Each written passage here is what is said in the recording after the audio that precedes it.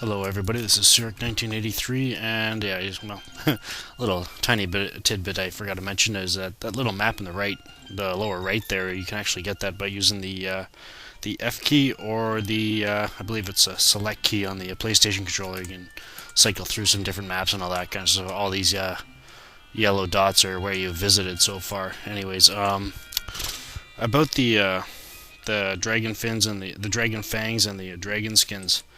I didn't realize that the Grendels were such a rare find in that forest, because I think out of like 4 or 5 hours of fighting, I guess it might be a couple hours of fighting anyway, I fought tons of anacondors and ochus and all that kind of stuff, but I only managed to encounter one Grendel. Lucky for me though, where is it? Where is it? Yeah, see, was it the dragon? Yeah, the dragon fangs are from the Grendels. Lucky for me, I actually managed to get 4 of them from the 4 that I actually need from that one fight. So I managed to run into 2 of them at the same time. So yeah. One thing I guess I should have mentioned in the previous video, like I guess I probably should have, but I didn't really have any time to, is that I looked up the hit points of all the creatures that you would be fighting in that forested area. The Roshfall Forest, I believe it's called, and everything pretty much has around 1,000 HP if you haven't gained any levels at this point. Just by adding up the levels there, 8, 7, 11, and dividing by 3, or in the case of in case of somebody being really technical or thinking that it actually has an effect. I also added in Quistis and Selfie and then divided by 5, so either way, the variation in levels didn't really matter all that much, and they all ended up having around 1,000 HP. The only ones you got to watch out for, the funguars. Those things only have 300 HP. So yeah, you want to be careful with those. Also, since I've got the dragon fangs as well, I've actually managed to run into a lot of anacondors around here as well, and I managed to get the dragon skins from them. They are a very rare drop. I don't know how many of them how many anacondars I had to get through to finally get the dragon skins I needed. But yeah, it's a really rare drop for them. Hang on a sec. Another thing is the Ochu with regards to the force armlet. I didn't. The Ochus do drop the force armlet, but I didn't realize that they only drop them when the Ochu is between levels 30 to 100, and obviously we are not at that level by any means. So yeah, you're gonna have to find another way to get a force armlet later on in the game or something like that, because you cannot get them from the Ochus at this point for as long as you have not leveled. I believe that's all I need to go over with you. So yeah, the thing is, also I also looked up the Adamantoids and getting the Adamantine from them. The Adamantoids actually is sort of the same problem I have with the Ochus, is that they do drop Adamantine. They drop it every single time when they're at level 30 to 100. However, they don't start dropping it, albeit as a very rare find, until level 20s. Level 20. So yeah, you can't really get Adamantine right now, but you actually, in a way, very shortly you will be able to, though, because you're going to be getting a card from a boss battle coming up that actually it's going to be a Guardian Force card, and it's going to refine into 10 Adamantines.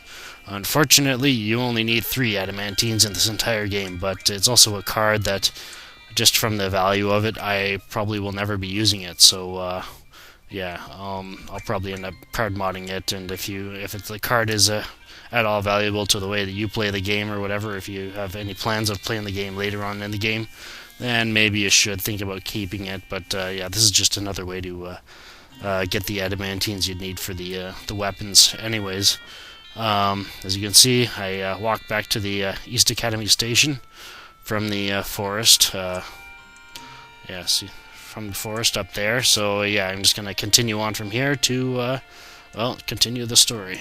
Anyway, so here we go. Now, before you go in here, I might as well spoil it right now because it's going to be a real pain for you guys, if or for anybody that doesn't realize, is that you're about to go into the dream world again, and it's not the same people as before. Zell and Renoa do not go into it, so yeah, you want to change your junctions right now to, well, let's see, so it's Quistis and Selfie, so I guess it doesn't really matter because you're going to be going into a couple of guys that are strength-based. But anyway, so yeah, just switch the junctions however you want. Switch Zell to, yes, oops, no, not switch members. Switch junctions to Quistis, and Renault's junctions to Selfie. And I believe that's all I need to do right now. Oh yeah, while I was fighting in there, I managed to get a few more skills learned. Well, elemental defense isn't learned for him yet. What else? Yeah, I got her up to vitality 20. And I think another thing I remembered is that when you train up the vitalities here, Shiva actually does have the elemental defense junction. Unfortunately, I think you actually have to get both of these, the vitality boosts, to be able to open it up. So I guess when vitality 40 is done, then that'll confirm whether I'm right or not. Anyways, so yeah, that's Shiva. I got Ifrit, his done. He's working on the elemental defense ×2. That allows you to do junction 2 magics to your elemental magics to your defense. Yeah, I decided to train Siren on move find. Just, because, it'll open up a few more save points for me, and it'll probably make it a little more smoother for me in terms of progressing through the game, being able to save at those points rather than having to, constantly go all the way through certain sequences while I make these videos or whatever. I mean, it's not too much of a hassle, because I do like to go play, maybe half hour to an hour this game at a time, so... Yeah, this just gives it a little more flexibility. I may use it, may not. It's just there for convenience sake. So yeah, Siren and then Diablos. Oh yeah, and another thing. Remember when I said that Siren, she's really good to level up to level 100. It's not coming. It's not right now. It's not in the next disc, but it's in disc 3, I believe. Pretty sure it's disc 3 where you can level up Siren. Another Guardian Force you might want to think about leveling up is Diablos. Diablos, his summon is actually, well, it's directly based on his level. His attack is based on, it's based on gravity, but it also depends on, it takes away a certain percentage of the enemy's hit points.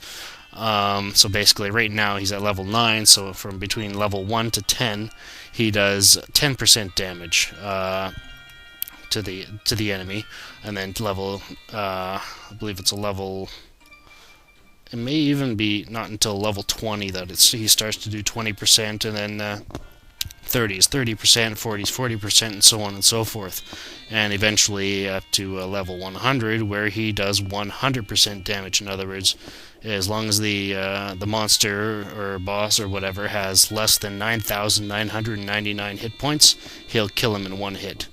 That's assuming the enemy is 100% susceptible to percentage damage. That's another form of damage in this game. I believe that's all I need to go over. So oh wow, okay, this video, those little bits of tidbits, those tidbits are kind of took up a little more time than I wanted to.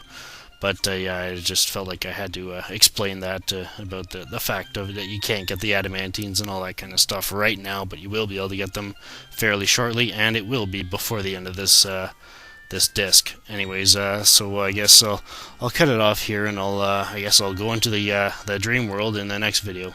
Anyways, this is Syric 1983 signing off. Have a good one.